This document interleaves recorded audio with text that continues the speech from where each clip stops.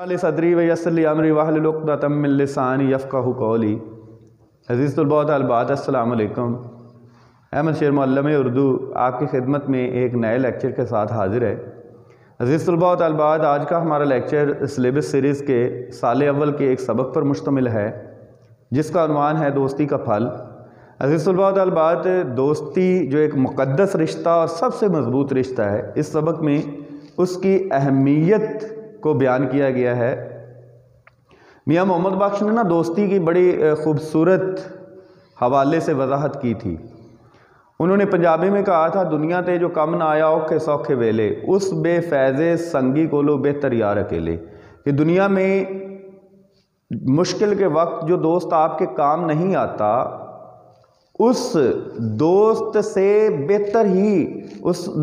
بہتر ہے کہ ہم اکیلے ہوں، یعنی اس سے بہتر ہے کہ ہم اکیلے ہی رہیں۔ تو دوست جو ہے وہ دوستی کا تقاضا یہ ہے، تم سے الفت کے تقاضے نہ نباہے جاتے ورنہ ہم کو بھی تمنا تھی کہ چاہے جاتے۔ دوستی کے تقاضے یہ ہیں کہ ہر حال میں دوسرے دوست کی مدد کریں اور اس کی مشکل وقت میں اس کے کام آئیں۔ یہ دوستی کا سب سے بڑا تقاضا ہے اور اسی تقاضے کو اس سبق میں بیان کیا گیا ہے۔ تو حسب روایت سب سے پہلے تو سبق کا جو عنوان ہے، یعنی فارمیلٹی جو آپ کو، یعنی سبق کیا ہے، سبق کا عنوان ہے دوستی کا پھل۔ مصنف کا نام ہے شفیع عقیل، صنف ادب لوک داستان ہے، ماخذ کا نام پنجاب کی لوک داستانیں۔ اور سب سے پہلے شفیع عقیل کا آپ کو تعارف کرواتا چلوں۔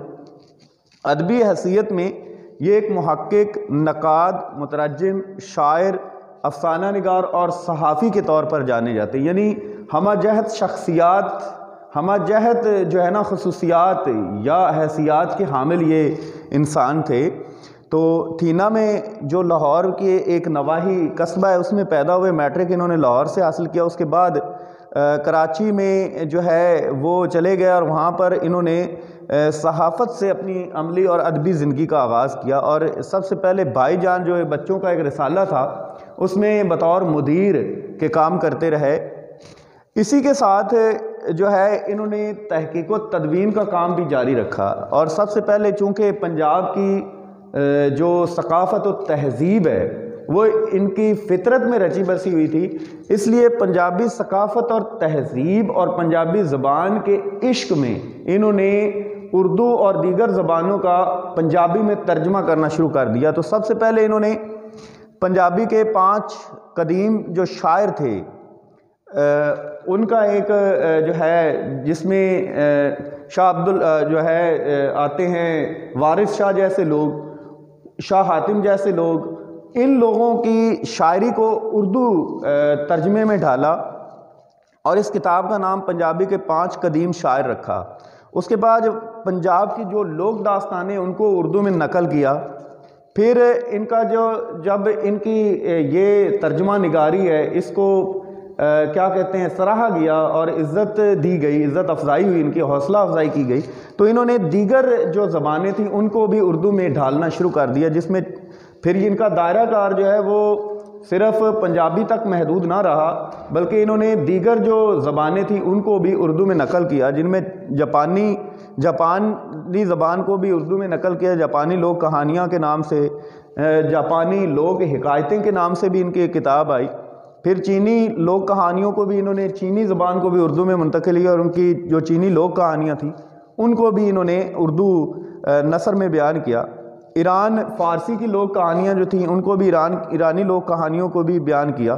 ان کا اپنا ایک جو نثری مجموعہ ہے، یعنی افسانے ہیں، بھوکے کے عنوان سے ان کی افسانوی مجموعہ شائع ہو چکا ہے۔ ان کا ایک جو ہے سفر نامہ بھی ہے، پیرس تو پیرس ہے، اور ان کا جو پاکستان کی لوک داستانیں، یعنی تمام پاکستان کی جتنی بھی لوک داستانیں تھیں، جس بھی خطے کی تھی، وہ تمام کو انہوں نے مجموعہ جو ہے وہ پاکستان کی لوک داستانیں کے نام سے انہوں نے شائع کیا۔ عزیز طلباء و طالبات، ان کی ہوتا ترجمہ ہے ان کی کہانی، لیکن یہ ترجمہ اس انداز سے کرتے ہیں کہ ان کی یہ خود ساختہ لگتی ہے، یعنی یوں لگتا ہے جیسے انہوں نے خود تخلیق کی ہو۔ تو یہ دوستی کا پھل پڑھ کر آپ کو پتہ چلے گا۔ ان میں ان کے جو متعدد ان کو جو ہے انعامات سے بھی نوازا گیا، تمغہ امتیاز سے ان کو نوازا گیا۔ داؤد ادبی انعام جو ہے، ایک ادبی انعام ہے، وہ بھی ان کو دیا گیا، اور اس کے ساتھ ساتھ خوشحال خان خٹک ادبی ایوارڈ جو تھا وہ بھی ان کو دیا گیا۔ یوں اس سے ظاہر ہوتا ہے ان کے ان انعامات سے یا ان امتیازات سے ظاہر ہوتا ہے کہ یہ اردو ادب پر ان کے گراں قدر احسانات ہیں۔ تو لوک داستان کیا ہوتی ہے یہ بھی ذرا سن لیں۔ لوک داستان وہ کہانیاں جو نسل در نسل اور سینہ بسینہ منتقل ہوتی آ رہی ہوں اور جس کے کہنے والے کا پتہ نہ ہو، مگر اس کا تعلق کسی خاص علاقے سے ہو اور اس علاقے کی تہذیب و ثقافت اور تمدن کی وہ کہانی عکاس ہو، اس کو کہتے ہیں لوک کہانی۔ لوک کہانی کا لکھنے کا مقصد جو ہوتا ہے، اس میں کوئی جو معاشرتی قدر ہے، معاشرتی نقطہ ہے، اس کو اجاگر کرنا اس کا مقصد ہوتا ہے، یعنی کسی اخلاقی نقطے کے تحت، اخلاقی مقصد کے تحت یہ کہانی بیان کی جاتی ہے۔ عزیز طلباء و طالبات، ہم اکثر بچپن میں جب ہم یہ جو کہانی کی روایت ہے نا، یہ بڑی پرانی ہے، ہم بچپن سے قصے کہانیاں سنتے آئے ہیں۔ ہمارے بزرگ، ہمارے آباء و اجداد، یعنی ہم باپ دادا سے کچھ کہانیاں ہم نے سنی ہیں جو ایک مخصوص علاقے سے تعلق رکھتی ہیں اور وہ کتابوں میں نہیں ہیں اور اس کے کہنے والے کا بھی پتہ نہیں ہے، تو یہ لوک کہانیاں کہلاتی ہیں۔ اور یہ لوک کہانیاں جو نا سینہ بسینہ نقل ہوتی آتی ہیں، تو اس کو لوک کہانی کہتے ہیں۔ اور میں نے آپ کو بتایا کہ اس کا تعلق کسی خاص علاقے سے ہوتا ہے اور اس خاص علاقے کی تہذیب و ثقافت اور روایات کو بھی اس میں اجاگر کیا جاتا ہے۔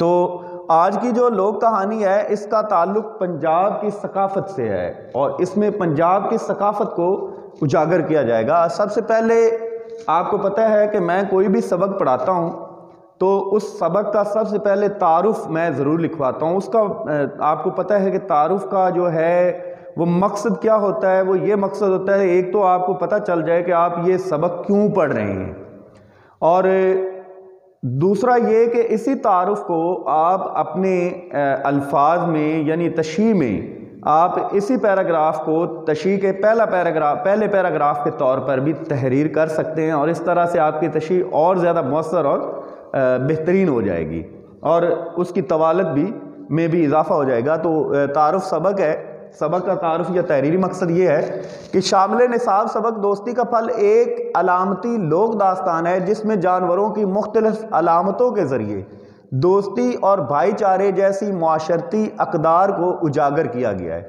اس میں بتایا گیا ہے کہ معاشرے میں تمام افراد ایک جیسے نہیں ہیں۔ ہاں جی، یہ میں آپ کو بتاتا چلوں کہ معاشرے میں واقعی معاشرہ افراد کا مجموعہ ہوتا ہے، لیکن اس میں ایک ہی حیثیت یا ایک ہی جو ہے نا قسم کے لوگ نہیں پائے جاتے، بلکہ مختلف حیثیات اور مختلف قسم کے لوگوں سے معاشرہ مل کر بنتا ہے۔ تو معاشرے میں اچھے برے، طاقتور کمزور، غرضے کے ہر قسم کے اور ہر حیثیت کے لوگ پائے جاتے ہیں، لہذا ان تمام قسم کے افراد کو کس طرح سے متحد رکھا جائے کہ تمام معاشرے کو امن و امان کا گہوارہ بنایا جا سکے، تو وہ ایک ہی اصول ہے جسے اپنا کر نہ صرف ہم معاشرتی بلکہ عالمی سطح پر بھی امن و امان اور چین و سکون کو برقرار رکھ سکتے ہیں، اور وہ ہے دوستی کا اصول۔ اس کے علاوہ اس سبق میں دوستی کے تقاضوں کو پورا کرنے اور اپنی مدد آپ جیسے اصولوں کو بھی سبق میں بیان کیا گیا ہے۔ تو یہ ہے آپ کی جو سبق کی جو تعارف ہے وہ یہ ہے۔ اب عزیز طلباء و طالبات، اس جو دوستی کا پھل ہے، میں نے آپ کو پہلے بتایا کہ یہ علامتی داستان ہے، اس میں جانوروں کی علامتیں استعمال کر کے مختلف جو معاشرے کے افراد ہیں ان کی نشاندہی کی گئی ہے۔ تو وہ علامتیں میں نے یہاں پر بیان کر دی ہیں کہ اس میں سب سے پہلا جو کردار ہے وہ کبوتر کا ہے۔ کبوتر ایک پرندہ ہے اور یہ علامت کن لوگوں کی ہے جو معاشرے میں ہیں؟ اچھے شریف النفس لوگ، بلند اخلاق اور امن و سلامتی کے خواہاں، اور یہ امن کا نشان بھی ہیں۔ اس کے بعد دوسری جو علامت اس میں استعمال کی گئی ہے اس سبق میں وہ ہے گدھ۔ گدھ جو ہے نا یہ بھی ایک پرندہ ہے۔ آپ کو یہ بتاتا چلوں کہ گدھ کے حوالے سے تھوڑی بہت آپ کی گوشت گزار کرتا چلوں کہ گدھ ایک پرندہ ہے، یہ مردار جانور کھاتا ہے، مردار گوشت کھاتا ہے۔ اب تو یہ اس کی نسل کو بھی جو ہے نا وہ ناپید ہونے کا خطرہ لاحق ہو گیا ہے، کیونکہ گدوں کو جو ہے نا یہ بڑی سرعت سے ایک زمانہ تھا تقریباً میں نے تو اس کو 1998 کے بعد نہیں دیکھا، جبکہ پنجاب میں جب میں خود دیہاتی ہوں تو جب بھی کوئی جانور مرتا تھا تو وہ جانور مرنے پر گدھ جو ہیں یہ اکٹھے ہو جاتے تھے اور ہم خود بچپن میں ان گدھوں کو اڑایا کرتے تھے۔ تو اب میں نے 1998 کے بعد گدھوں کو کہیں نہیں دیکھا، تو اس کا مطلب کہ یہ نسل ناپید ہونے والی ہے۔ گدھ مردار کھاتے ہیں، اور ان پر ان کی سرشت کے مطابق ایک ان پر ناول بھی لکھا گیا ہے، راجہ گدھ، بانو قدسیہ نے لکھا ہے۔ دراصل یہ مردار کھاتے ہیں، اور مردار اتنا کھاتے ہیں کہ ان پر دیوانگی طاری ہو جاتی ہے، اور یہ محو پرواز جب ہوتے ہیں تو دیوانگی کی حالت میں گر کر مر جاتے ہیں۔ تو یہ ان کی سرشت ہے۔ تو یہ بعض اوقات اگر ان کو مردار گوشت نہ ملے تو یہ چھوٹے جانوروں کا، چھوٹے پرندوں کا شکار کر کے بھی کھا لیتے ہیں، تو گویا ایک شکاری پرندہ بھی ہے۔ اور معاشرے میں یہ کن لوگوں کی علامت ہے؟ طاقتور اور صاحب حیثیت لوگ، جو اپنی طاقت و مرتبہ اور حیثیت کے لحاظ سے لوگوں کے کام آ سکتے ہیں۔ اس کے بعد سانپ کا کردار ہے۔ عزیز طلباء و طالبات، سانپ آپ کو پتہ ہے ایک موذی جانور ہے، اور اس کی فطرت میں ڈسنا ہے، یعنی یہ جو ہے نقصان پہنچانے والا ضرر رساں جانور ہے۔ تو معاشرے میں یہ کن لوگوں کی علامت ہے؟ یہ ضرر رساں اور برائی کے حامل لوگ، بدطینت، جن کو دوستی کے رشتے سے منسلک کر کے مفید اور امن پسند شہری بنایا جا سکتا ہے۔ انسانوں میں بھی کچھ جو ہے نا یہ سانپ فطرت کے حامل لوگ ہیں، جن کی فطرت میں ڈسنا ہوتا ہے، لیکن ان کی برائی کو اگر ہم ایک اچھائی کے لیے استعمال کریں تو وہی شاعری ان کی برائی ہمارے لیے جو ہے ایک نعمت ثابت ہو۔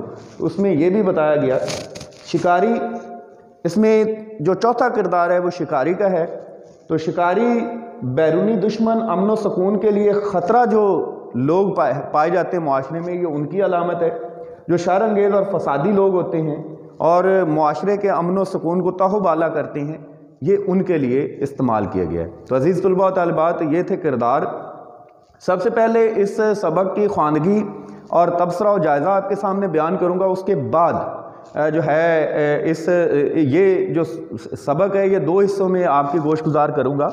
پہلے حصے میں اس کی جتنی بھی خواندگی ہو سکی وہ کرواؤں گا، کیونکہ میں نے آپ کو تعارف کروایا ہے، اس کا جو تعارف سبق ہے وہ کروایا ہے، اور اس کے علاوہ اس کے جو کردار ہیں ان کی بارے میں بیان کیا ہے۔ تو اب آپ کو پتہ چل گیا ہوگا کہ اس سبق میں ہم نے کیا سیکھنا ہے، اور یہ سبق سے ہمیں کیا معلومات حاصل ہوں گی۔ تو سبق کا آغاز کرتے ہیں۔ کسی جنگل میں ایک کبوتر اور کبوتری رہتے تھے۔ ایک بڑے سے درخت پر ان کا گھونسلہ تھا، اور اس میں وہ دونوں امن چین کی زندگی بسر کر رہے تھے۔ جب کبوتری نے گھونسلے میں انڈے دیے تو اسے ہر وقت اسی بات کی فکر لگی رہتی کہ کہیں کوئی جانور انڈے نہ لے جائے۔ یہی بات سوچتے ہوئے ایک روز وہ کبوتر سے کہنے لگی، ہمارا یہاں کوئی سنگی ساتھی نہیں ہے جو وقت پڑنے پر کام آ سکے۔ جی، سنگی ساتھی کا لفظ استعمال ہوا ہے۔ سنگی پنجابی زبان کا لفظ ہے، اور اس کا مطلب ہوتا ہے مخلص و خالص دوست، یعنی گہرا دوست۔ تو لیکن تمہیں یہاں خطرہ کس بات کا ہے؟ کبوتر نے حیرانی سے دریافت کیا۔ اس پر کبوتری اسے سمجھانے کے انداز میں بولی، برا وقت کسی کو بتا کر نہیں آیا کرتا۔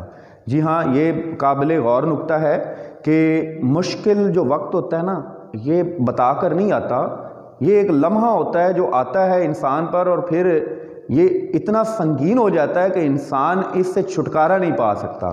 تو یہی بات کبوتری نے بتائی کہ مشکل وقت جو ہے نا وہ بتا کر نہیں آتا، لہٰذا اس مشکل وقت میں کچھ لوگ ہی ہمارے کام آ کر ہمیں اس مشکل وقت سے نکال سکتے ہیں، یعنی ایک ذریعہ بنتے ہیں۔ اس مشکل وقت سے جب انسان پر مشکل وقت آتا ہے تو اس مشکل وقت سے نکلنے کا ایک ذریعہ ہمارے پاس ہوتا ہے۔ ویسے تو خدا کا سہارا جو ہے، خدا کا آسرا سب سے بڑا سہارا ہے، لیکن اللہ تعالیٰ نے انسانوں کو بھی جو ہے ایک ذریعہ بنایا ہے دوسرے انسان کے لیے۔ تو یہی نقطہ یہاں بھی نکلتا ہے۔ پھر اس نے قدر سنجیدگی سے کہا، ہمیں اپنے 1-2 ساتھی ضرور بنانے چاہیے تاکہ مصیبت کے وقت وہ ہماری مدد کر سکے۔ کبوتری کی یہ بات سن کر کبوتر بھی سوچ میں پڑ گیا۔ پھر وہ کچھ سوچ کر کہنے لگا، تمہاری بات اپنی جگہ درست ہے، مگر مصیبت یہ ہے کہ یہاں ہماری برادری کا کوئی پرندہ بھی تو نہیں رہتا، پھر وہ دوست بنائیں تو کسے بنائیں؟ جی یہ نقطہ قابل غور ہے بھائی، اس میں دوستی کا جو رشتہ ہے نا، یہ ذات پات نسل کو نہیں دیکھتا، نسل اور حیثیت کو نہیں دیکھتا، بلکہ دوستی کا جو رشتہ ہے یہ اس کا دائرہ کار وسیع ہے۔ آپ کسی بھی ذات، کسی بھی نسل اور کسی بھی ملک باشندے سے دوستی کا رشتہ استوار کر سکتے ہیں۔ تو یہی بات جو ہے نا یہاں پر بتائی گئی ہے۔ کبوتری بولی کوئی حرج نہیں، ہماری برادری کا کوئی پرندہ نہیں ہے تو نہ ہو، آخر کسی دوسری برادری کے پرندے یا جانور سے بھی تو تعلقات قائم کیے جا سکتے ہیں۔ اکیلا جاندار دنیا میں کسی کام کا نہیں ہوتا، ہمیں کوئی نہ کوئی ساتھی ضرور بنا لینا چاہیے۔ جی ہاں یہ سن لیں، وہ پنجابی میں کہتے ہیں کہ کلا بندہ تے کلا رخ، دونوں کو زوال آ جاتا ہے۔ نہ اکیلا انسان اچھا ہے، نہ اکیلا درخت اچھا ہے، یعنی اکیلا درخت بھی ہونا تو وہ بھی مرجھا جاتا ہے۔ تو یہاں پر یہی بات بتائی گئی ہے، تو یہ بھی بتایا گیا کہ ہمیں اکیلا جاندار جو ہے وہ دنیا میں کسی جاندار سے مراد یہاں پورے کائنات کے جتنے بھی جاندار ہیں ان کی مثال دی گئی ہے، اور جانداروں میں سب سے جو بہترین جاندار ہے وہ انسان ہے۔ تو انسان کے حوالے سے بھی یہ ہے کہ وہ اکیلا کچھ نہیں، کیونکہ انسان معاشرے کو تشکیل ضرور دیتا ہے لیکن اکیلا نہیں، تمام انسان مل کر معاشرے کو تشکیل دیتے ہیں، اور معاشرے کو چلانے کے لیے تمام انسانوں کا ایک دوسرے پر انحصار ضرور ہوتا ہے۔ سچ تو یہ کبوتری کی بات کبوتر کے دل کو لگ گئی تھی، دل کو لگ گئی تھی یعنی اس کی بات اس کو اچھی لگی تھی کہ اس نے اچھا مشورہ دیا ہے۔ آج تک اس کا اس طرف دھیان ہی نہ گیا تھا، اور اب کبوتری کے کہنے پر اسے بھی احساس ہونے لگا تھا کہ کوئی نہ کوئی دوست ضرور ہونا چاہیے۔ وہ دل ہی دل میں اپنے ارد گرد کے قریبی علاقے کے بارے میں سوچنے لگا کہ وہاں کون کون رہتا ہے۔ کچھ پرندے اس کے ذہن میں آئے لیکن وہ وہاں سے کافی فاصلے پر رہتے تھے، یعنی اس کی جاتی یا اس کی ذات کے جو پرندے تھے اس نے ذہن میں دوڑایا، پھر اس نے دیکھا کہ کس کس سے دوستی قائم کرنا ہمارے لیے ممکن ہے، کیونکہ اس نے اپنی حیثیت کے مطابق دوستی بھی کہا جاتا ہے نا، اپنی حیثیت کے مطابق کی جائے۔ بعض اوقات آپ کسی بڑی حیثیت کے شخص سے دوستی قائم کر لیتے ہیں تو وہ نبھانا ذرا مشکل ہو جاتا ہے۔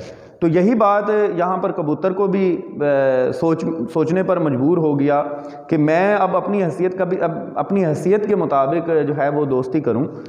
اس لیے ان سے دوستی کرنا یا نہ کرنا برابر تھا، کیونکہ وقت پڑنے پر انہیں اطلاع نہیں کی جا سکتی تھی۔ سوچتے سوچتے کبوتر کو خیال آیا کہ جہاں وہ رہتے ہیں اس سے ذرا آگے ایک دوسرے درخت پر گدوں کا ایک جوڑا رہتا ہے۔ اس نے کبوتری سے کہا قریب ہی ایک درخت پر گدوں کا ایک جوڑا رہتا ہے، اگر تم کہو تو میں ان کے پاس جاؤں۔ کبوتری جلدی سے بولی اس میں سوچنے کی کیا بات ہے، ابھی جاؤ اور ان سے دوستی قائم کرو۔ مگر مجھے تو گدوں سے ڈر لگتا ہے، ان کا ہم سے میل مشکل ہی معلوم ہوتا ہے۔ یعنی گدھ میں نے آپ کو پہلے بتایا کہ مردار گوشت کھاتے ہیں، لیکن اگر ان کو گوشت نہ ملے تو یہ چھوٹے پرندوں کو بھی شکار کر لیتے ہیں، لہذا یہ ایک تو یہ تھے کہ ان کی برادری کے نہیں تھے، اور دوسرا یہ کہ وہ ذرا گوشت خور جانور تھے، گوشت خور پرندے تھے، اور تیسرا یہ کہ وہ طاقتور تھے، وہ کمزور تھے، کبوتروں کی نسبت وہ طاقتور تھے۔ اس لیے اس نے کہا کہ ہمارا اور ان کا جو تعلق ہے وہ بنتا مجھے دکھائی نہیں دیتا۔ گدھ ہیں تو کیا ہیں تو پرندے، تم جا کر تو دیکھو۔ اچھا تم کہتی ہو تو میں چلا جاتا ہوں۔ کبوتر نے اتنا کہا اور اسی وقت اڑ کے گدھوں کے جوڑے کے پاس جا پہنچا۔ وہاں پہنچ کر اس نے سلام دعا کی اور پھر بڑی اپنائیت سے کہنے لگا ہم سب ایک دوسرے کے پڑوسی ہیں اور اس طرح ہمارا رشتہ سگوں جیسا ہے، پھر کیوں نہ ہم ایک دوسرے کے دوست بن جائیں۔ اس پر گدھ قدر خوشی کا اظہار کرتے ہوئے بولا تم ٹھیک کہتے ہو، ہم سائے ماں جائے ہوتے ہیں۔ عزیز طلباء و طالبات، یہ ذرا سب سے قابل غور نقطہ ہے جو آپ کی اس کے وضاحت میں کرنا چاہوں گا۔ ہمسائے ماں جائے سے مراد ہے حقیقی رشتہ، یعنی بھائی بہن کا جو رشتہ ہوتا ہے نا، یہ بھائی بہن کی طرح ہوتے ہیں ہمسائے. اور قرآن جو ہے نا اسلام میں حقوق العباد میں رشتہ داروں کے حقوق کے بعد جن انسانوں کے حقوق پر زیادہ زور دیا گیا ہے وہ ہمسائے ہیں. نبی کریم صلی اللہ علیہ وآلہ وسلم نے فرمایا کہ ہم میں سے وہ مومن نہیں کہ جو خود کھائے اور اس کا پڑوسی بھوکا سوئے. اور پھر آپ صلی اللہ علیہ وسلم نے فرمایا کہ اگر تمہاری ہانڈی میں سے یعنی جو کچھ تم پکا رہے ہو اس کی خوشبو اگر ہمسائے کو چلی جاتی ہے تو اس کا دینا تم پر فرض ہو جاتا ہے. اور تیسرا یہ کہ نبی کریم صلی اللہ علیہ وسلم نے فرمایا کہ جو اپنے لیے پسند کرو وہ اپنے ہمسائے کے لیے بھی پسند کرو. اور یہی وجہ ہے کہ اسلام میں یہ بھی آتا ہے کہ جب بھی کوئی چیز بازار سے لے کر آؤ تو اس کا حصہ پڑوسی کو ضرور دو. تو عزیز طلباء و طالبات، نبی کریم صلی اللہ علیہ وآلہ وسلم نے یہ تک فرما دیا کہ اپنی گھر کی دیوار اتنی اونچی نہ رکھو کہ پڑوسی کے گھر کی جو